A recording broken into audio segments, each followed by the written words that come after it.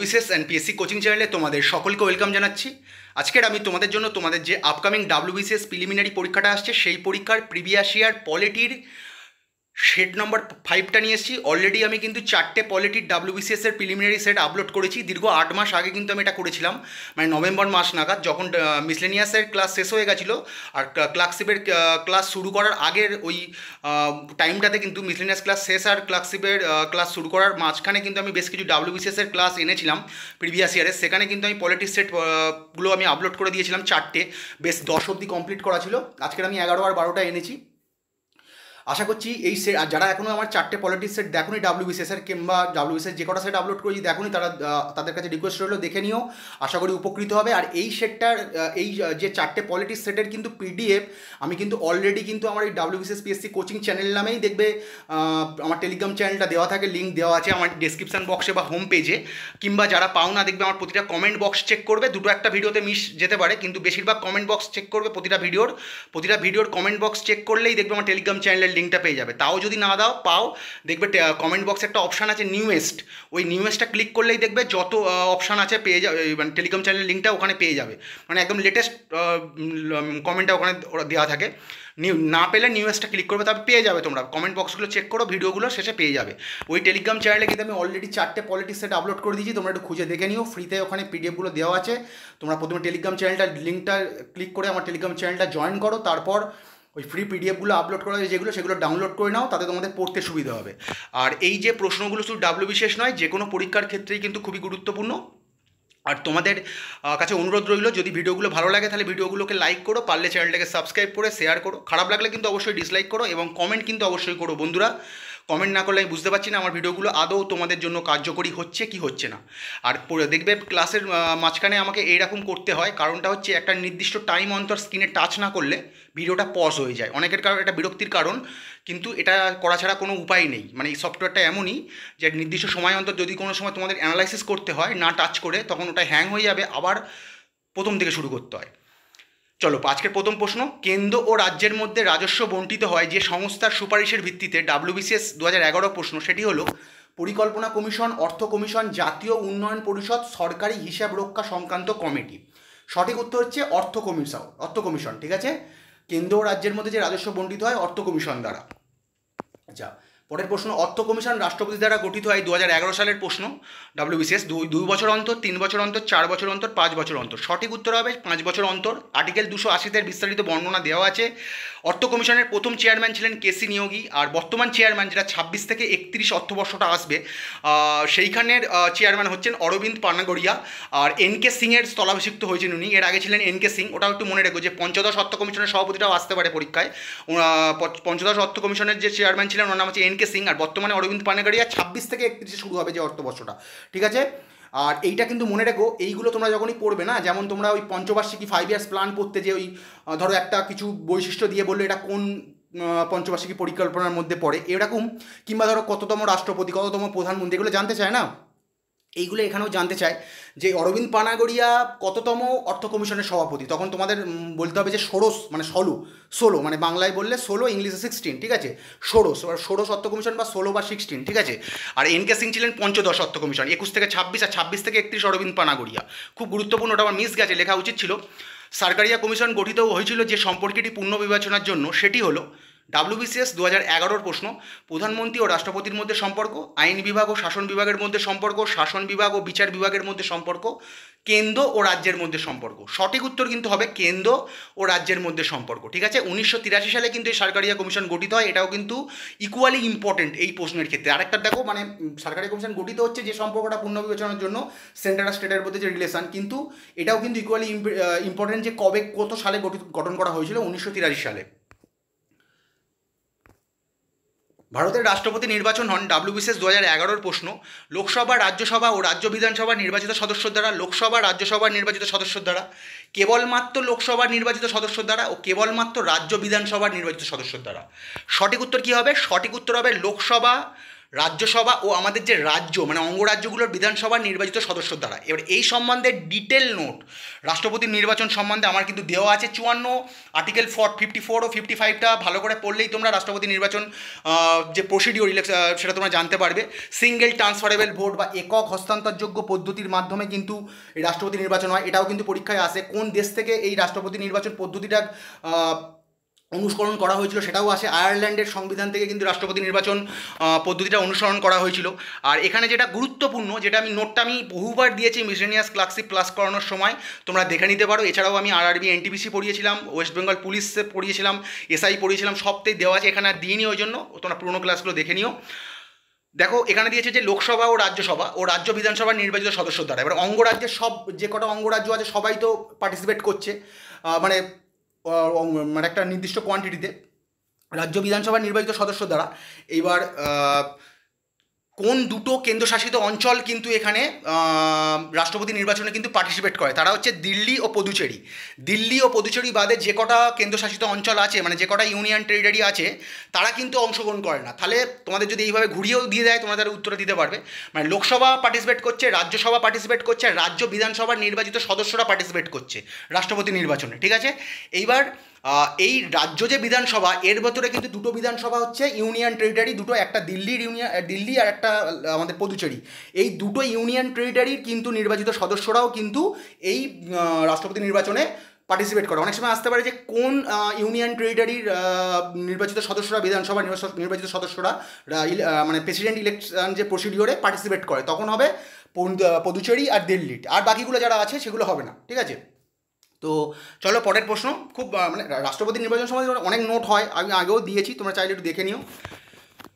দুই বিরোধী পক্ষের ভোট সমান হলে লোকসভার স্পিকার ডাব্লিউবিসিএস 2011, দুই বিরোধী পক্ষের ভোট সমান হলে ভোট দেন, লোকসভার অন্য যে কোনো সদস্যের মতো ভোট দেন, কোনো ভোট দিতে পারে না, দুটি ভোট দিতে পারেন একটি সাধারণ অবস্থায়, অপর দুই পক্ষের ভোট সমান হলে। সঠিক উত্তর হচ্ছে অবশ্যই প্রথমটাই হবে, আশা করি তোমরা সকলেই জানো। মানে দুটো বিরোধী পক্ষের ভোট যখন সমান হয়ে যায়, ইকুয়াল হয়ে যায়, তখন কিন্তু আমাদের স্পিকার বা অধ্যক্ষের ক্ষমতা আছে, লোকসভার অধ্যক্ষের বা স্পিকারের, যে উনি ভোটটা দেন, ঠিক আছে। এটা কততম আর্টিকেলে আছে? আর্টিকেলের 100 নম্বর আর্টিকেলের 1 নম্বর ক্লসে কিন্তু এটা কিন্তু বিস্তারিত বর্ণনা করা আছে।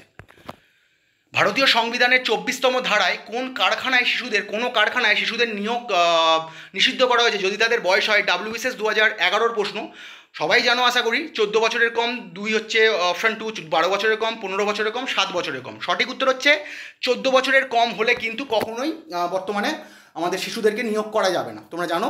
এবং এইটা কিন্তু একটা তোমরা জানো ফান্ডামেন্টাল রাইট, মৌলিক অধিকার, রাইট এগেনস্ট এক্সপ্লয়েশন, শোষণের বিরুদ্ধে যে অধিকার, রাইট এগেনস্ট এক্সপ্লয়েশন, ঠিক আছে। চলো পরের প্রশ্ন।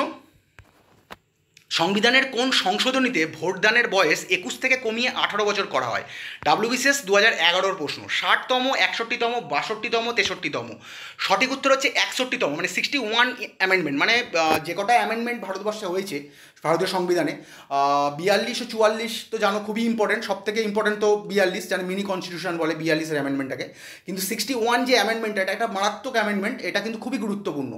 তা 61তম সংশোধন, যেটার মাধ্যমে 326তম ধারার সংশোধন করা হয়েছিল, এটাও কিন্তু পরীক্ষায় আসে। সরি বন্ধুরা, 61তম, এক মিনিট বন্ধুরা, একটু সফটওয়্যার ডিস্টার্ব করছে।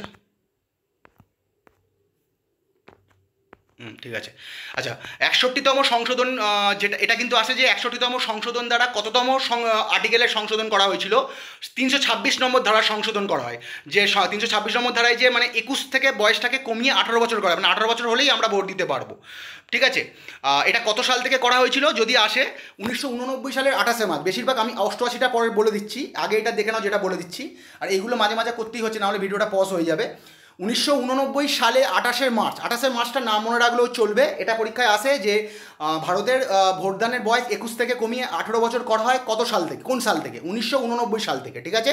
আর যারা ডেটটা মনে রাখতে পারছো তারা খুবই ভালো, 28শে মার্চ। যদিও এটা আসবে না, ডেটটাই ওই তোমার সালটাই জানবে। আর এই সময় কোন রাষ্ট্রপতি যে বিলটা এসেছিল, এই অ্যামেন্ডমেন্ট বিলটাতে সাইন করেছিল জানো? এই ইম্পর্টেন্ট বিলগুলোর সময় কে প্রধানমন্ত্রী ছিল আর কে রাষ্ট্রপতি ছিল খুবই গুরুত্বপূর্ণ। হয়তো প্রধানমন্ত্রীরা তোমরা মুখস্থ, যেহেতু প্রধানমন্ত্রীটা মুখস্থ করা সোজা, ওটা মনে থাকবে, কিন্তু রাষ্ট্রপতিটা কিন্তু ভালো করে মুখস্থ রাখবে। যেগুলো ইম্পর্টেন্ট, যে কোনো বিল পাস হয়, অ্যামেন্ডমেন্ট হয়, তখন যে রাষ্ট্রপতি আছে সেগুলো মনে রাখবে। তাহলে সরি বন্ধুরা, 1989 সালের 28শে মার্চ কার্যকরী হয়েছিল, আর 1989 সালটা মনে রাখলেই হবে। আর এই সময় রাষ্ট্রপতি ছিলেন আর ভেঙ্কটরমন, উনি হচ্ছে আমাদের ভারতের অষ্টম রাষ্ট্রপতি। ঠিক আছে, এটাও পরীক্ষায় আসতে পারে যে ভারতের অষ্টম রাষ্ট্রপতিকে, এগুলো মনে রাখা উচিত। ভারতের অষ্টম রাষ্ট্রপতি হচ্ছে আর ভেঙ্কটরমন। প্রধানমন্ত্রী ছিলেন ওই সময় রাজীব গান্ধী। ঠিক আছে, প্রধানমন্ত্রী ছিলেন রাজীব গান্ধী।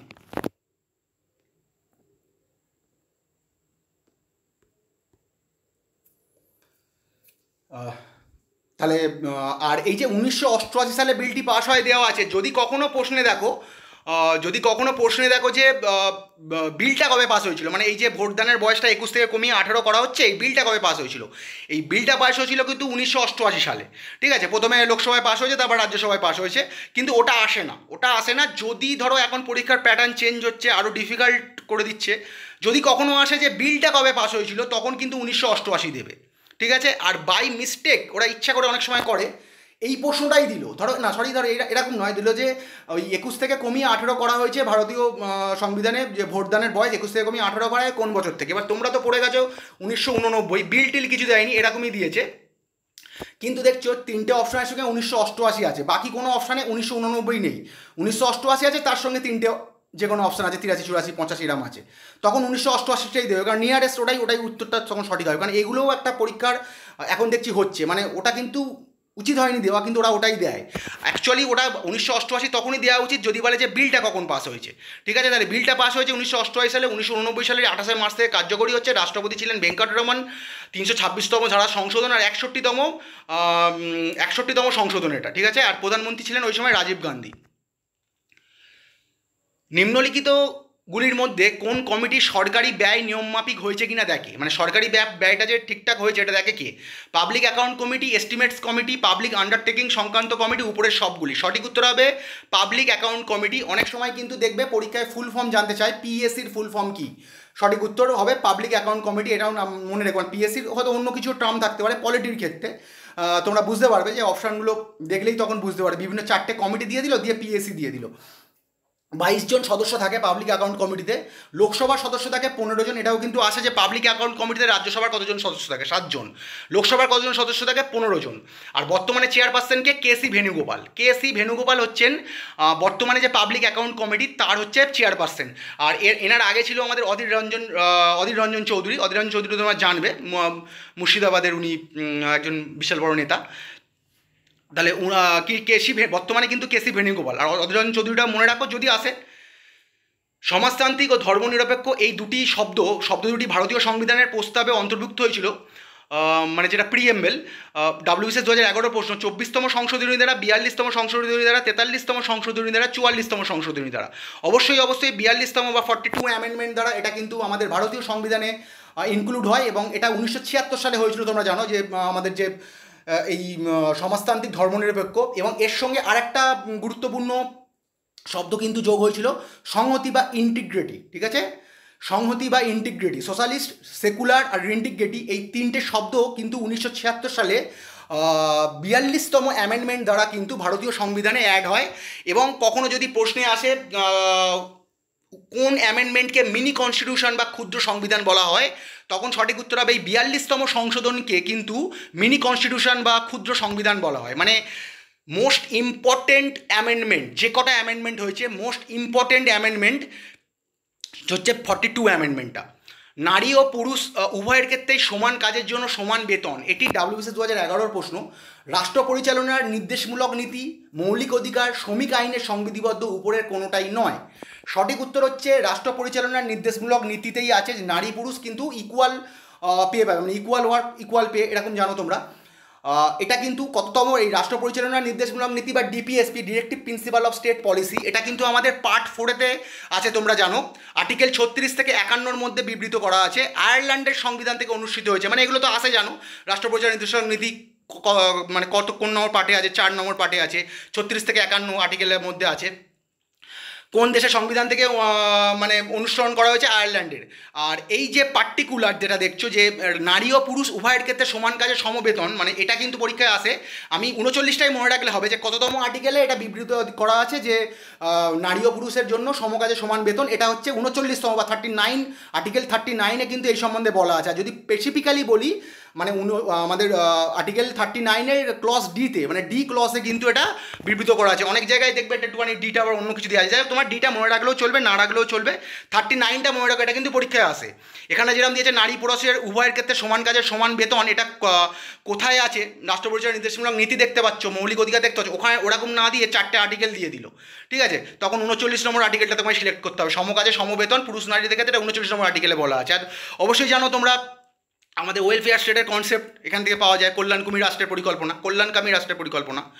পঞ্চায়েতগুলি ডাব্লিউবিসিএস 2011 প্রশ্ন, কেবল কর ধার্য করতে পারে, কোনো কর ধার্য করতে পারে না, কেবল সরকারি অনুদান পায়, কর শুল্ক তোলা ও ফি ধার্য ও আদায় করতে পারে। তাহলে সঠিক উত্তর হচ্ছে কর শুল্ক তোলা,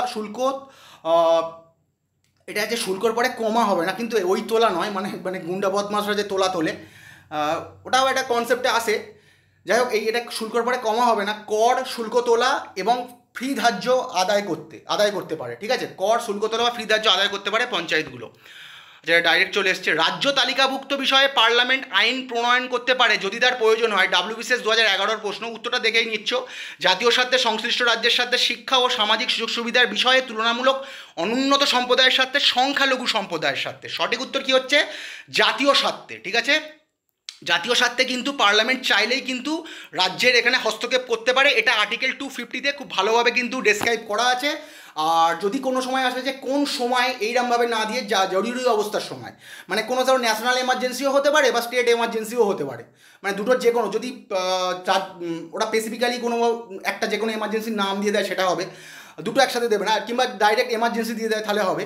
আর না হলে জানা রাখবো যে স্টেট এমার্জেন্সি বা ন্যাশনাল এমার্জেন্সি দুটোর সময়ই কিন্তু আইন প্রণয়ন করতে পারে, এবং এটা কিন্তু আর্টিকেল 250-তে কিন্তু বর্ণনা করা আছে। চলো পরের প্রশ্ন বন্ধুরা, ধর্মনিরপেক্ষ ধারণাটা, মানে যে সেকুলার ধারণাটি সঠিক দোতনা, ঠিক আছে? এটা একটা শব্দ আর কি, দেখে নিও দোতনা মানে কি, যারা বাংলা সংবিধান দেখলেই পেয়ে যাবে। ডাব্লিউবিসিএস 2011 প্রশ্ন, রাষ্ট্র যেখানে সব ধর্মকে সমানভাবে সমর্থন করে, রাষ্ট্রনীতি প্রণয়ন ও শাসনের ক্ষেত্রে কোনো ধর্মীয় চিন্তার মাধ্যমে পরিচালিত হয় না, সংখ্যাগুরু সম্প্রদায় মানে যেটা মেজরিটি অনুষ্ঠিত, আমরা যারা মেজরিটি যে ধর্মকে অনুষ্ঠিত করে সেই ধর্মকে রাষ্ট্র যেখানে পরিপুষ্ট করে, বা উপরের কোনোটাই নয়। সঠিক উত্তর হবে রাষ্ট্রনীতি প্রণয়ন ও শাসনের ক্ষেত্রে কোনো ধর্মীয় চিন্তার মাধ্যমে পরিচালিত হয় না। তোমরা ভালো মতোই জানো ভারতে কিন্তু কোনো রকম রাষ্ট্রধর্ম নেই, এবং এই রাষ্ট্রনীতি প্রণয়ন ও শাসনের ক্ষেত্রে কোনো ধর্মীয় চিন্তার মাধ্যমে কিন্তু পরিচালিত হয় না। এখানে কিন্তু সেকুলার কনসেপ্টের মাধ্যমে সব কিছু পরিচালন করা হয়, যেগুলো দেখবে অন্য দেশে কিন্তু এসব হয় না। অনেক দেশে দেখবে সেখানে মেজরিটি যে ধর্ম সেটাকেই কিন্তু রাষ্ট্রধর্ম হিসাবে অনেক করা হয় আর কি, অনেক দেশে আছে, তোমরা জানো আশা করি। হেভিয়াস কর্পাস শব্দটির সঠিক ব্যঞ্জনা, ডাব্লিউবিসিএস 2011 প্রশ্ন, কোনো ব্যক্তিকে জেলের ভিতর আটকে রাখা, কোনো ব্যক্তিকে সশরীরে উপস্থিত করা, কোনো ব্যক্তিকে অপসারণ করা, উপরের কোনোটাই নয়। তাহলে সঠিক উত্তর হচ্ছে, এটা একটা ল্যাটিন শব্দ হেভিয়াস কর্পাস, যেটাকে বাংলায় বলা হয় বন্দি প্রত্যক্ষীকরণ, ঠিক আছে? দুটোই নাম মনে রেখে দাও, আর্টিকেল 32-র ভেতরে আছে। আর সঠিক উত্তর হবে কোনো ব্যক্তিকে সশরীরে উপস্থিত করা, মানে তুমি একটা কাউকে অ্যারেস্ট করেছো, তাকে তোমাকে একটা টাইমের মধ্যে তোমাকে আর কি উপস্থিত করতে হবে।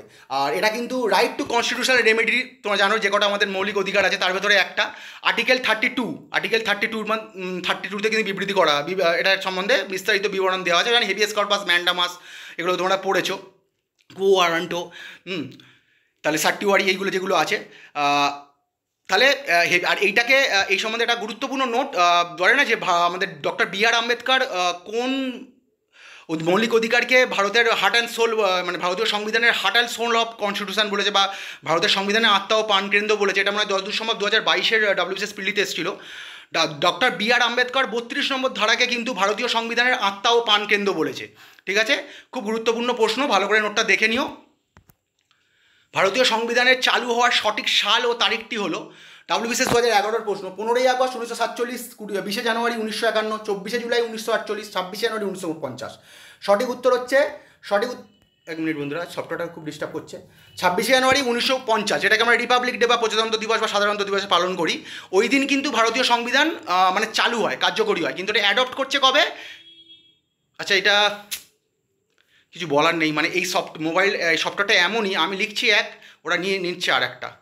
আচ্ছা, 26শে নভেম্বর 1949 গণপরিষদ কর্তৃক গৃহীত হয়। তোমরা দেখেই বুঝতে পারছো, ওটা আমি যখন পিডিএফটা আপলোড করব তখন কিন্তু আমি ঠিক করে দেবো, রেকটিফাই করে দেবো। আর এই ভুলটার জন্য কিন্তু একটা অমার্জনীয় ভুল করে ফেলেছি, তোমরা ক্ষমা করে দিও। ওটা গণপরিষদ হবে, আমি লিখেছি গণপরিষদ, কিন্তু ওরা কিন্তু নিয়ে নিচ্ছে ওটা। মানে আমি যদি না আমি কোনো চেক করি আর কি ঠিকঠাক, আমি তো লিখে নিয়েছি, লেখার পর যদি চেক না করি যে ঠিক এলো কি না, ওরা ওদের মতো যেটা কনসেপ্টটা থাকে ওটা নিয়ে নেয়। 26শে নভেম্বর 1949 সালে গণপরিষদ কর্তৃক গৃহীত হয় ভারতীয় সংবিধানে। আর এটা কিন্তু ওই জন্যই 26শে নভেম্বর কিন্তু কনস্টিটিউশনাল ডে বা সংবিধান দিবস হিসেবে পালিত হয়। তাহলে এটা আসতে পারে যে কবে কনস্টিটিউশনাল ডে হিসেবে পালিত হয়? 26শে নভেম্বর। আর এটা কোন সংস্থা কর্তৃক গৃহীত হয়েছিল? গণপরিষদ বা কনস্টিটিউয়েন্ট অ্যাসেম্বলি কর্তৃক গৃহীত হয়। আর এই যে কেন 26শে জানুয়ারি কেন এটাকে নেওয়া হয়েছিল তোমরা আশা করি জানো। মানে আমাদের যে 1929 সালের কংগ্রেসের যে জাতীয় অধিবেশন বসেছিল লাহোরে, যেটাতে পূর্ণ স্বরাজের দাবি ওঠে, জওহরলাল নেহরু যেটার সভাপতিত্ব করেছিলেন, সেই 1929 সালের কংগ্রেসের যে অধিবেশন বসেছিল সেইখানেই পূর্ণ স্বরাজের দাবি ওঠে এবং ভারতের প্রথম স্বাধীনতা দিবস পালন করা হয়েছিল। তখন পরাধীন ভারতেই করা হয়েছিল, ব্রিটিশ ভারতেই। 1930 সালে 26শে জানুয়ারি, 1930 সালের 26শে জানুয়ারি কিন্তু প্রথম স্বাধীনতা দিবস পালন করা হয়। এটা তোমরা জানবে যে পূর্ণ স্বরাজটা যখন দাবি তোলা হয় তারপরে ওই যে 26শে জানুয়ারি কিন্তু একটা স্বাধীনতা দিবস মানে ওই দিনই একটা হবে। 15ই আগস্টের বদলে ওই ডেটটাই কিন্তু ঠিক করা হয়েছিল। যাই হোক, 15ই আগস্ট হয়ে গেছিলো, তারপরে কিন্তু এই 26শে জানুয়ারিটাকে এই মানে সংবিধান কার্যকরী করার ডেট হিসাবে রেখে দেওয়া হয়েছিল, ওই ডেটটাকে কমেমোরেট করার জন্য। তো এগুলো কিন্তু পরীক্ষায় আসতে পারে, আর এগুলো কিন্তু ইন্টারভিউতে বোর্ডেও জিজ্ঞেস করতে পারে, তোমাকে একটু ডেসক্রাইব করতে বলতে পারে। সার্বভৌম শব্দটির কোন অর্থটি সঠিক? WBCS 2011। বৈদেশিক নিয়ন্ত্রণ থেকে মুক্ত, আভ্যন্তরীণ নিয়ন্ত্রণ থেকে মুক্ত, সীমানা সম্পর্কিত বিতর্ক থেকে মুক্ত, কোনো আন্তর্জাতিক সংস্থার নিয়ন্ত্রণ মুক্ত। বৈদেশিক নিয়ন্ত্রণ থেকে মুক্ত। সার্বভৌম শব্দটির কোন অর্থটি সঠিক? এটা হচ্ছে বৈদেশিক নিয়ন্ত্রণ থেকে মুক্ত। ঠিক আছে, সার্বভৌম যে শব্দটার সঠিক অর্থ হচ্ছে বৈদেশিক নিয়ন্ত্রণ থেকে মুক্ত। আর একটা বন্ধুরা, এই যে ভুলটা হয়েছে, এই ওই ওয়ার্ডটাই আমি আর বলতে চাইছি না, গণপরিষদ হবে, ওখানে আমি ভুল করে লিখে ফেলেছি। এটা অমার্জনীয় ভুল, ক্ষমা করে দিও। ভারতের কোন রাজ্য প্রথম লোকায়ুক্ত নিয়োগ করেছে? লোকপাল লোকায়ুক্ত আশা করি পড়েছো তোমরা, WBCS 2012 প্রশ্ন এটা। মহারাষ্ট্র, অন্ধ্রপ্রদেশ, বিহার, কেরল। আচ্ছা আমি একটা কথা বলে দিই একটু আগে, হ্যাঁ ঠিক আছে, WBCS 2012 সবই শুরু হলো। ভারতের কোন রাজ্য প্রথম লোকায়ুক্ত নিয়োগ করেছে? মহারাষ্ট্র, অন্ধ্রপ্রদেশ, বিহার, কেরল। সঠিক উত্তর হবে মহারাষ্ট্রে কিন্তু প্রথম লোকায়ুক্ত নিয়োগ করেছিল। হ্যাঁ, আর আমাদের যদি কোনোদিন দেখো যে পরীক্ষায় আসে যে ভারতের প্রথম প্রথম লোকায়ুক্ত কিন্তু আসে না। ভারতের প্রথম লোকপাল কে হবে? পিনাকি চন্দ্র ঘোষ। ঠিক আছে, উনি সুপ্রিম কোর্টের প্রাক্তন বিচারপতি, উনি পিনাকি চন্দ্র ঘোষ। ঠিক আছে, আর লোকায়ুক্ত হতে গেলে নয় তোমাদের সুপ্রিম কোর্টের বিচারপতি হতে হয়, মানে লোকায়ুক্ত যোগ্যতা এগুলো আসে পরীক্ষায়, দিন আগে একবার দিয়েছিলাম। লোকায়ুক্ত হতে গেলে কিন্তু তোমাদের নয় সুপ্রিম কোর্টের বিচারপতি হতে হয় কিংবা হাইকোর্টের প্রধান বিচারপতি হতে হয়। ঠিক আছে, এগুলো আছে, তোমরা একটু দেখে নিতে পারো। মানে অ্যাকচুয়ালি এটা মানে আমার মানে পাবলিক কেয়ারটেকার আর কি, লোকপাল আর এই লোকায়ুক্ত তোমরা একটু দেখে নিতে পারো। মহারাষ্ট্রে কিন্তু প্রথম লোকায়ুক্ত নিয়োগ করা হয়েছিল। আচ্ছা, আজকের এই পর্যন্ত বন্ধুরা। তো চলো, খুব তাড়াতাড়ি কিন্তু আমি অন্য ক্লাস তোমাদের সামনে নিয়ে প্রেজেন্ট হচ্ছি। আর একটা কথা আমি বুঝতে পেরেছি এখানে কী ভুলটা হয়েছে। এই যে দেখছো না যে সব কটা WBCS 2011 বলছি, এর ভেতরে কিন্তু সব অনেক কিন্তু 2012 কোশ্চেন ঢুকে গেছে। আমি আর কি 2011 ক্লাস করাতে করাতে যেগুলো 2012 হবে সেগুলো 2011 লিখে ফেলেছি। ঠিক আছে, তা তোমার ওগুলো আর ঠিক করবো না। তোমরা জেনে রাখো WBCS 2012 কিন্তু একটা কোশ্চেন বাকি আছে, আমি দেখেছি, ওটা আমি আন্ডারলাইন করে রেখেছি, ওটা তোমার কনফিউজ আছে, ওটা নিয়ে আমি ভালো করে দেখে তোমায় দিয়ে দেবো। একটা দুটো কোশ্চেন বাকি আছে, কিন্তু এই যে দেখছো না এইগুলো সব 11 প্রশ্ন না, এগুলো সব 2012 প্রশ্ন। ঠিক আছে, ভাবলে যে দাদা 12টা করালো না, এগুলো সব 12 প্রশ্ন। তো চলো বন্ধুরা, আজকের এই পর্যন্ত। খুব তাড়াতাড়ি আমি অন্য ক্লাস নিয়ে হাজির হচ্ছি তোমাদের সামনে। আশা করি ক্লাসগুলো ভালো লাগছে। Good day and good night.